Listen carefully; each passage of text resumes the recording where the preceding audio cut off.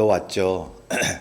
근데 우리가 이 절기를 특히 기념하는 것은 다시 한번 재충전하려는 그러한 우리의 그 믿음의 날인 것입니다. 그래서 우리는 날마다 무엇을 고백해야 되냐 하면은 주님 나를 위해 죽으셨다가 다시 사심을 믿습니다. 그걸 우리가 믿는다면, 주님이 나를 위해서 죽으시고 부활하심을 믿는다면 우리가 뭘 못하겠습니까? 우리는 걱정 근심이 있을 때 혹시 주님을 바라보지 못하는 그러한 상황이 아니었던가요? 혹시 주님을 기대하고 믿어왔는데 모든 기대가 허물어지는 그러한 경험을 했다면, 그런 일이 나타나지 않도록 열심히 기도했는데 결국 원치 않는 일이 생겼을 때 우리는 하나님을 끝까지 신뢰하고 믿고 따를 수가 있나 하는 그런 생각을 많이 했습니다.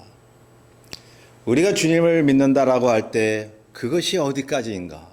그죠? 평소에는 예수 잘 이렇게 믿고 살다가도 흔들릴 때가 있잖아요. 이렇게. 상황에 따라서 흔들릴 수가 있는데요. 자, 우리에게 하나님의 응답이 계속 지연되거나 바라는 일이 성사되지 않았을 때에 우리는 말씀을 통해서, 기도를 통해서 다시 한번 믿음을 충전시킬 수 있습니다. 그 말씀 중에 가장 핵심인 말씀이 뭐냐 하면 주님께서 나를 위하여 십자가에 죽으셨다가 사흘 만에 부활하셨다는 것입니다. 모든 인류를 위해서 그렇게 하셨는데 나를 지목해서 그렇게 나를 위해 그러한 일을 벌이셨다는 것입니다. 내가 원하지도 않았는데, 꿈도 못 꿨는데, 내가 그렇게 해달라고 하나님 앞에 간청하지도 않았는데 주님께서 2000년 전 아들 예수 그리스도를 보내시고 나를 위하여 십자가에 죽으시고 부활하셨다니. 그러니 참 신앙생활이라고 하는 것은 내가 무엇을 하는 것이 아니잖아요. 그리스도를 따라가는 것이지. 자, 우리가 성경에 보면 다윗이라는 사람을 잘 알고 있습니다. 그가 밧세바와 이제 범죄하고 난 다음에 그 남편을 또한 전쟁터에 보내서 죽인 다음에 얼마나 큰 범죄를 했습니까? 하나님께서 다윗이 낳은 아들을 치셨습니다. 다윗은 아들을 위해서 굉장히 온 힘을 다해서 기도를 했습니다. 내 아들을 살려달라고요. 그렇게 기도했는데 말이죠. 그런데 결국 하나님이 그 아들을 데려가셨잖아요. 여러분, 성경에 기도해서 하나님이 응답하신 경우가 훨씬 많이 있지만 기도해도 하나님이 응답 안 하신 경우도 있잖아요. 바울도 육체의 가시 응답 안 하셨어요. 아이성 칠 때 처음에 하나님이 실패케 하셨어요. 이렇게 하나님을 믿고 사는데 가끔씩 우리의 뜻대로 되지 않고 좌절 속에 빠질 때에 우리는 한 가지 믿음의 근거를 가지고 있습니다. 그것이 뭐냐 하면 다윗의 경우를 보면 그렇게 아들을 데려가셨을 때 두 가지를 생각했죠. 첫째는 과거의 급박한 상황에서 응답하신 하나님. 내가 범죄해서 이렇게 아들을 데려가신 것은 하나님의 뜻이다. 내 마음은 아프지만 그런데 하나님을 원망할 수 없죠. 좌절할 수 없죠. 그 과거의 유대 광야에서 쫓겨다닐 때에 함께 하셨던 하나님, 주옥 같은 시편을 짓게 하셨던 하나님의 은혜를 그는 생각을 했던 것입니다.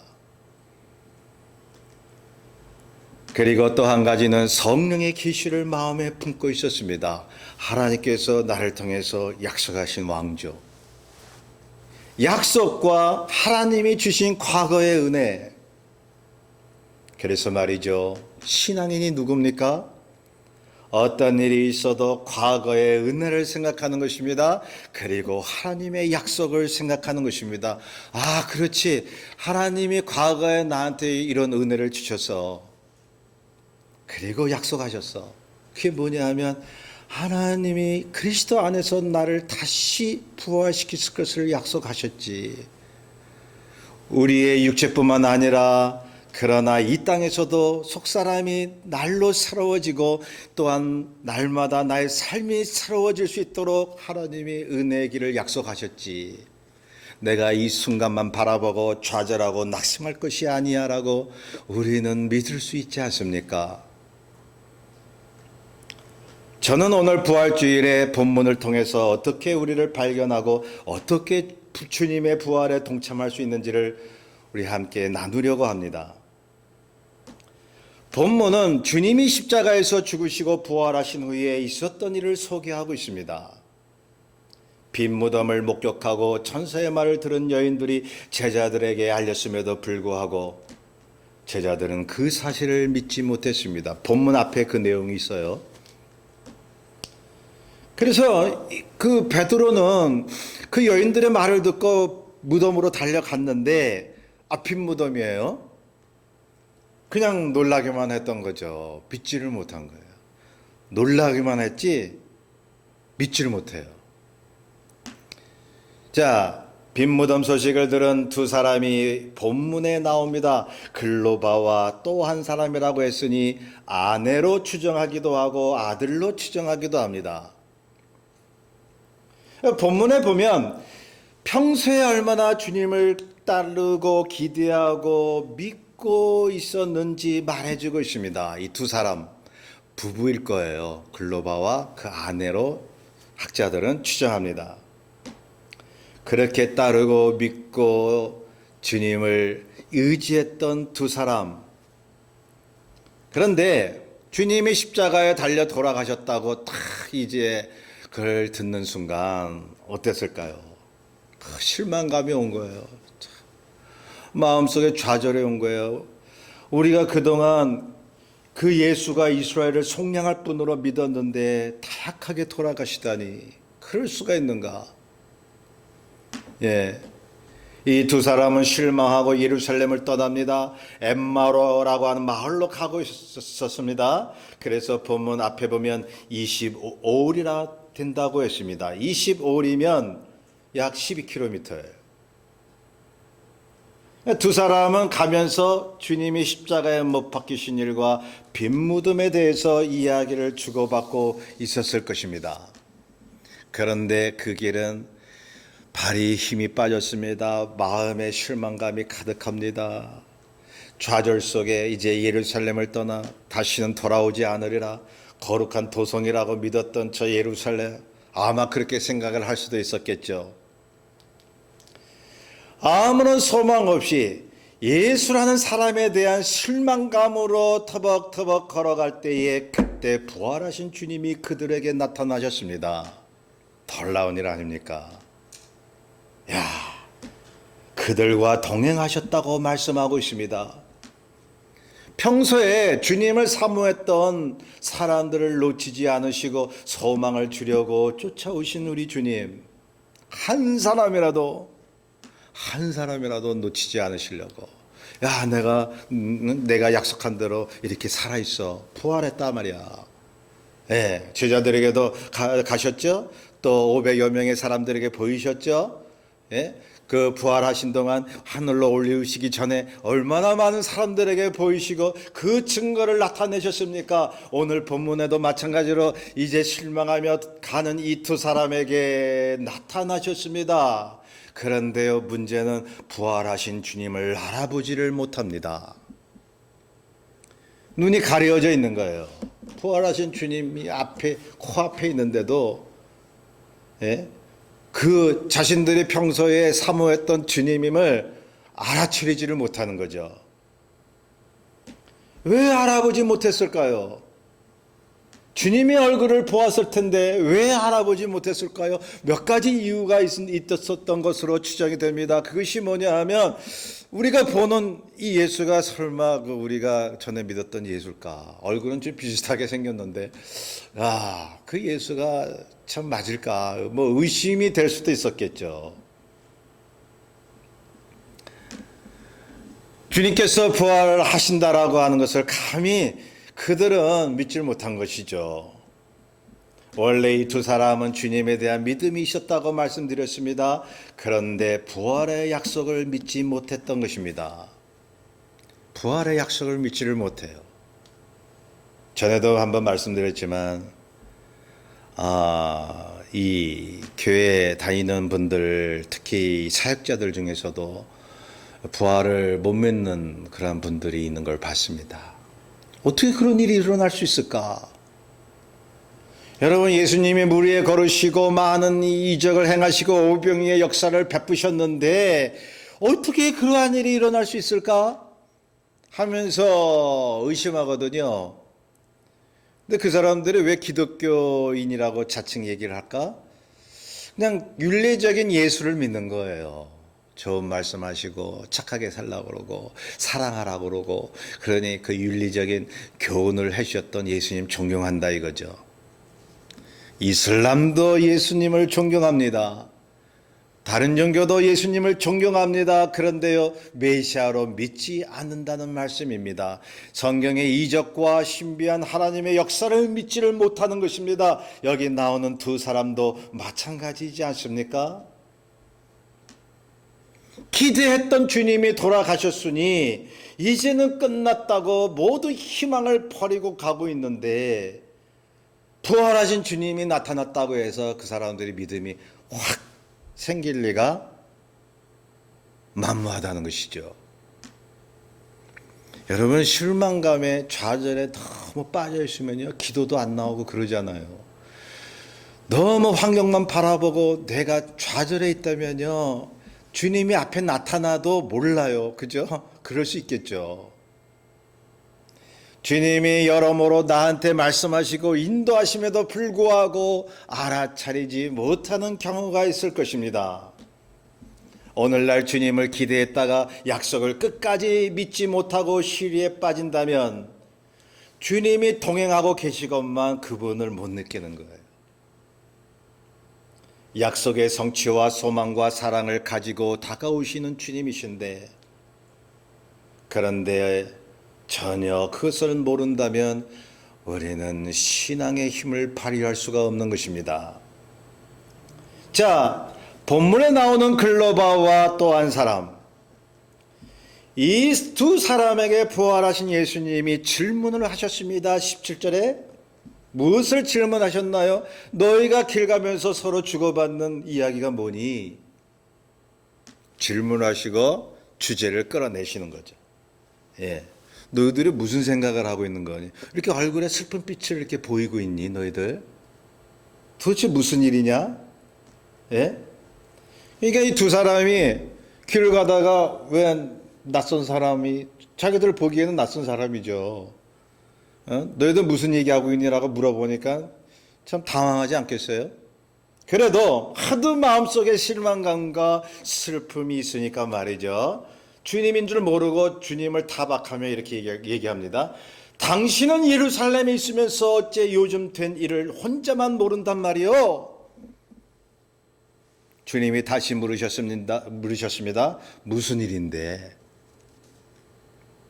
주님이 왜 자꾸 이렇게 물어보시죠?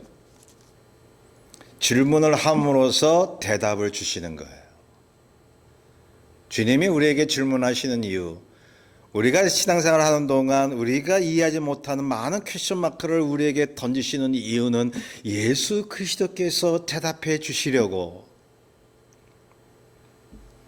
주님이 이들에게 그런 질문을 하신 이유인 것입니다. 관심의 초점을 맞추시는 것입니다. 그래서 주님이 그들로 하여금 예언대로 고난당하시다가 사흘 만에 부활하셨음을 스스로 말하게 하려 하심인 것입니다.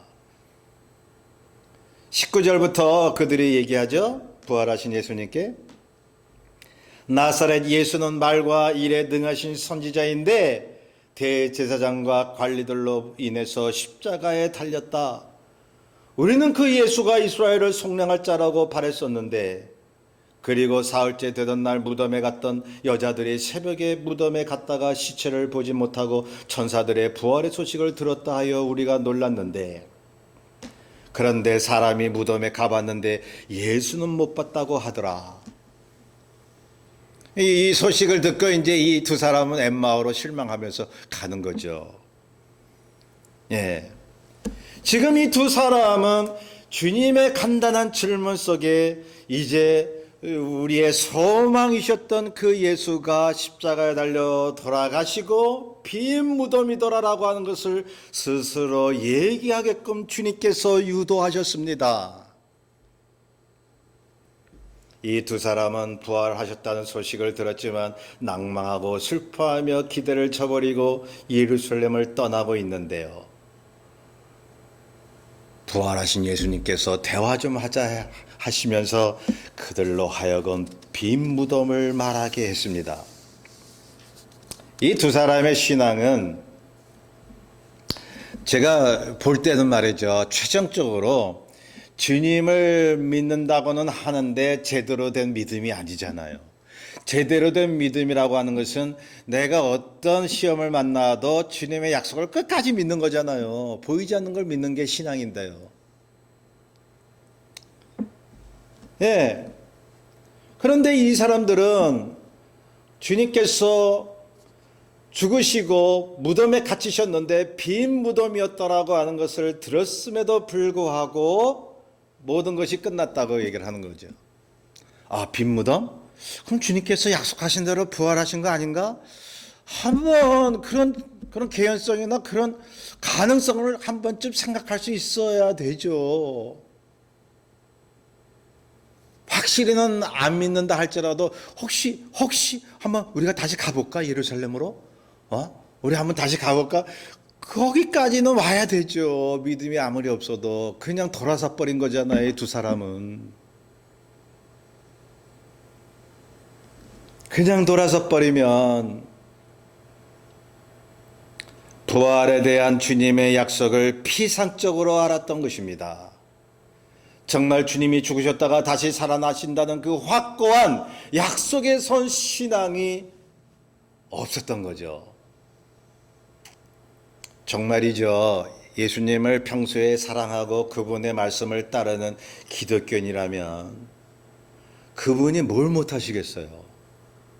부활을 자연적으로 믿을 수 있는 거예요. 말씀으로 천지를 창조하시고 그리고 모든 만물을 주관하시고 나의 모든 100조가 넘는 세포를 다 움직여 나가시는 그 주님의 성령을 믿는다면 뭘 못 믿겠어요? 여기 나오는 글로바와 또 한 사람, 이 사람들은 신앙의 윤리적인 말씀은 믿는데 신령한 은사와 하나님의 나라와 부활을 못 믿었으니, 여러분, 이런 사람에게도 주님이 직접 나타나셨다, 믿게 하셨다는 거예요. 참 목사고 일반 성도고 주님께서 끝까지 잡아주시니까 부활을 끝까지 믿고 신앙생활 하는 거 아니겠어요? 타이틀을 떠나서 말이죠. 우리는 한 양이에요. 인간이에요. 주님 앞에 그냥 죄 많은 한 마리의 어린 양이라고요. 주님께서 내가 실망할 때마다 나타나셔서 내 마음을 안 붙잡아 주셨다면 내가 신앙생활 계속할 수 있었을까요? 자, 25절에 부활하신 주님께서 이 두 사람에게 말씀합니다. 미련하고 선지자들이 말한 모든 것을 마음에 더디 믿는 자들이여, 그리스도가 이런 고난을 받고 자기의 영광에 들어가야 할 것이 아니냐라고 말씀하시고 그들에게 모세와 선지자의 글에 당신에 대해 기록한 것을 자세히 설명해 주셨습니다. 그때까지도 이 사람들은 부활하신 주님을 알아보질 못해요. 이 누구냐? 누군데 이렇게 자세히 설명하고 그리스도가 고난을 받고 영광에 들어간다는 말을 하고 그러느냐? 그러는 거죠. 자, 그들은 저물 때에 주님과 함께 어느 마을에 도착하자 주님이 함께 음식을 나누시며 떡을 가지고 축사하시고 그들에게 주시니 그들의 눈이 밝아져 함께한 그분이 예수님임을 알게 된 것입니다. 드디어 어떤 때요? 어떤 때 부활하신 주님을 알아봤습니까? 떡을 뗄 때요. 축사하시고 떡을 뗄 때에, 여러분 성경에 자주 나오는 떡을 뗀다, 축사하신다, 이 말은요, 믿는 자들의 공동체입니다. 함께 식사하는 것입니다. 여러분, 이것이 오늘날 성찬 예식이 되었습니다. 말씀드렸지만 이 성찬 예식은 정식 식사였어요. 초대교회 때 정식 식사였다고요. 그러면 주님께서 그렇게 나를 기념하라. 그럼 매 그냥 밥 먹을 때마다 이제 주님을 기념하는 거죠. 그 당시 그 유대 사람들은 포도주로 음료수를 마셨으니까 주님의 보혈을 항상 생각을 했던 거예요. 그러니 자, 학자들의 의견은 이렇습니다. 이 여기 나오는 엠마오로 가는 두 사람이 십자가 사건 이전에 주님이 축사하시는 모습을 보았을 것입니다. 지금 자기들 앞에서 떡을 떼시는 그 모습이 그때 주님의 모습이었던 것입니다.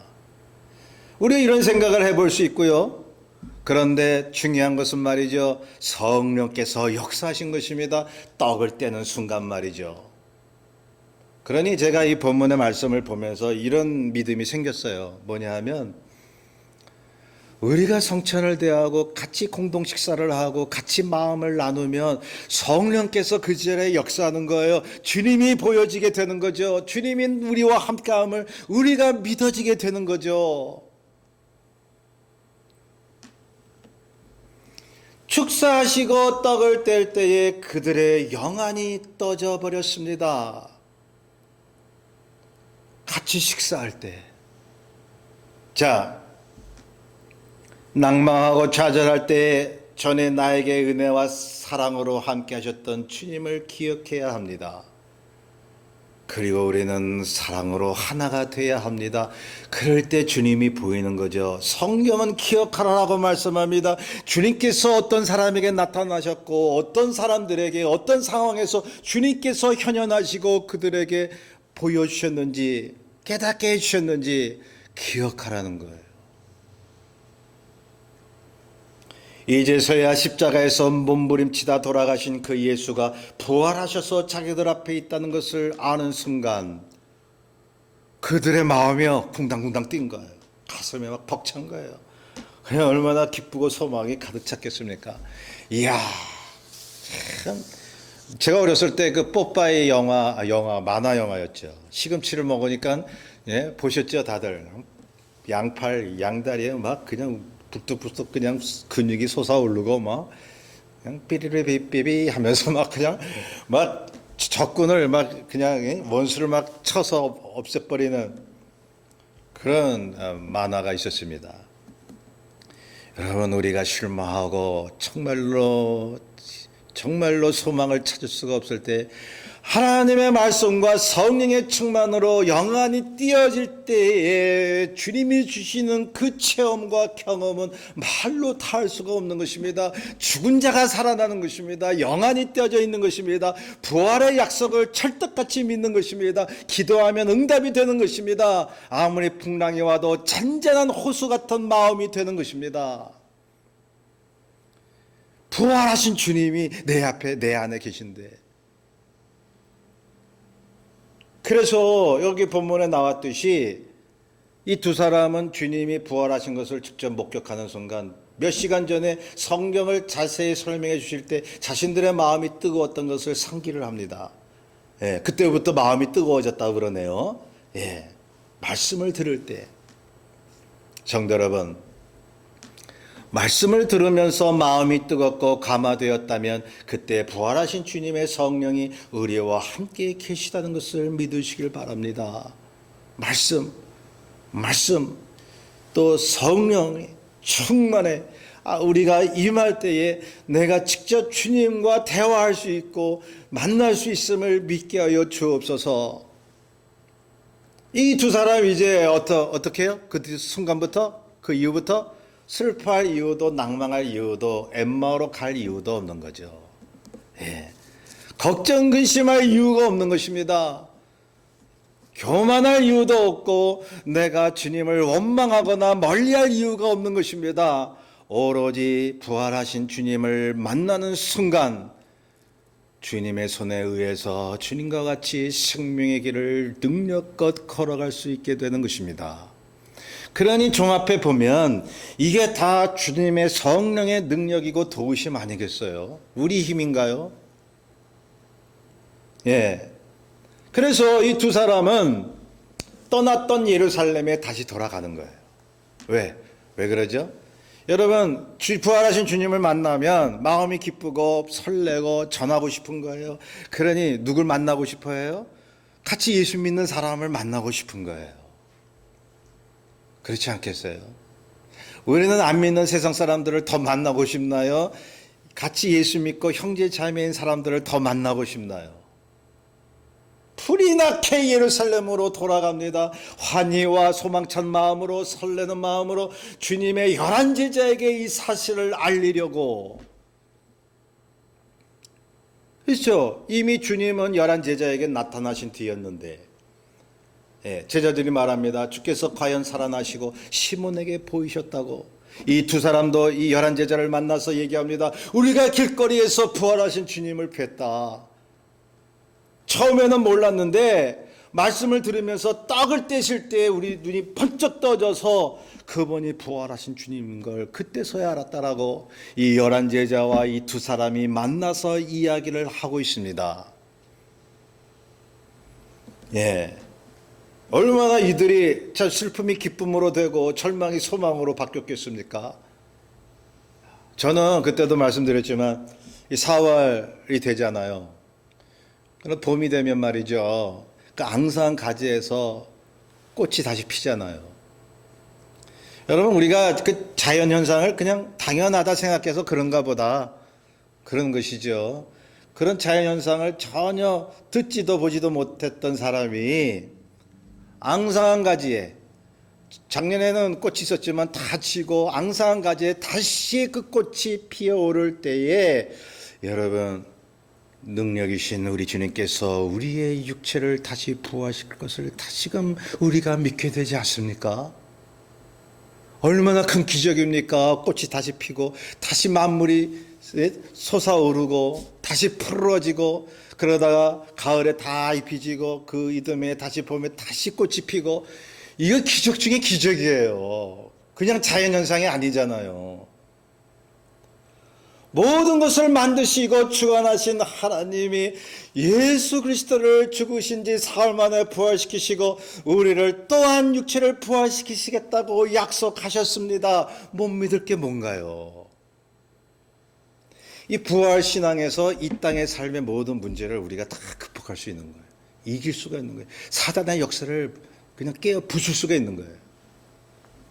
사랑하는 성도 여러분, 때로 기도가 응답이 잘 안 되고 믿음 생활을 해도 절망이 온다면 이 사실을 하나 아시면 좋겠습니다.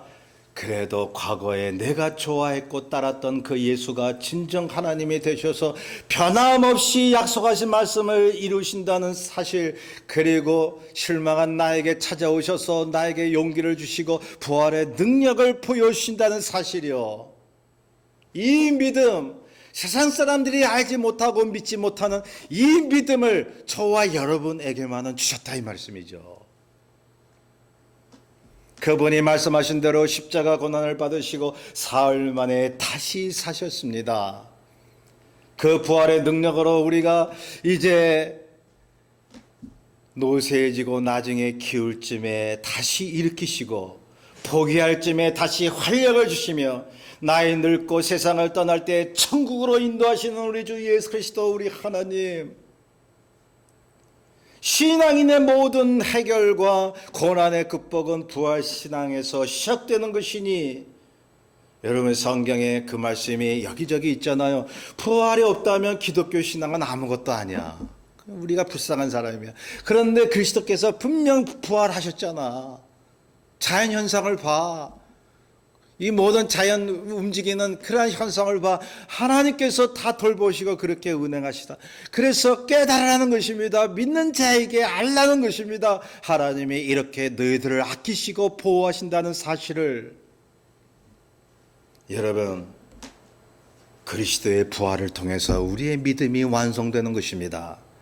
바울은 고린도전서 15장 14절에서 15절에 말합니다. 그리스도께서 만일 다시 살지 못하셨으면 우리의 전파하는 것도 헛것이요 또 너희 믿음도 헛것이며 또 우리가 하나님의 거짓 증인으로 발견되리니 라고 말하면서 20절에 다시 말합니다.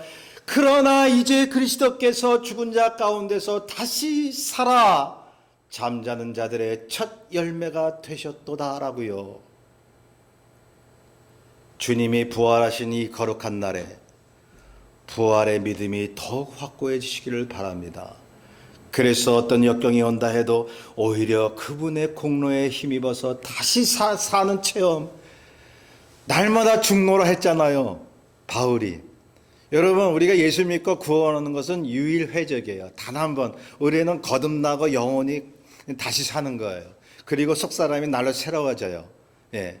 그런데 그렇게 단 한 번의 구원의 체험이 있었지만 바울은 얘기하잖아요. 날마다 죽음으로써 그 구원받은 감격이 날마다 될 수 있도록 그렇게 믿음으로 나아간다는 것이죠. 그렇다면 우리가 날마다 죽음으로써 날마다 구원의 감격을 체험하면서 날마다 부활의 체험을 하게 되는 것입니다. 날마다 다시 사는 그러한 체험을 우리가 하는 것입니다. 이 부활절에 주님께서 죽으심으로 나도 죽고 주님이 다시 사심으로 나도 다시 산다는 그 믿음을 다시 한번 되새기기를 주의 이름으로 축원합니다. 우리 뜻을 잘 생각하면서 161장을 찬송합니다. 161장입니다.